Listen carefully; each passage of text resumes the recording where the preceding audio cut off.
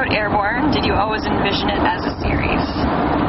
No. When I wrote Airborne, my brain's only big enough to think of one book at a time, so it was very much self-contained.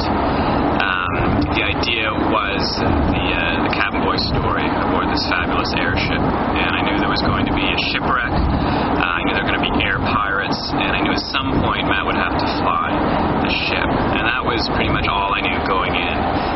But when I finished the book and really enjoyed the characters of Matt and Kate, I could see that there was a lot more for them yet to do, and the world I'd created was I found quite enticing, and there seemed to be a lot more opportunities for adventure. So that was when I started thinking of a second book. But I've always thought one book at a time. I've never thought sort of 3 books, 7 books, 12 books. I always want to make sure that the story itself is a really good, strong beginning, middle, end, and then I go from there.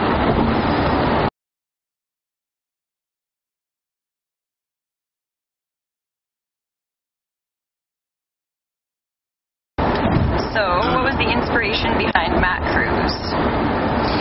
Well, the first thing with Airborne was I wanted to set a story in the world of these big airships, based on the real ships, mainly the Hindenburg that flew in the 1930s.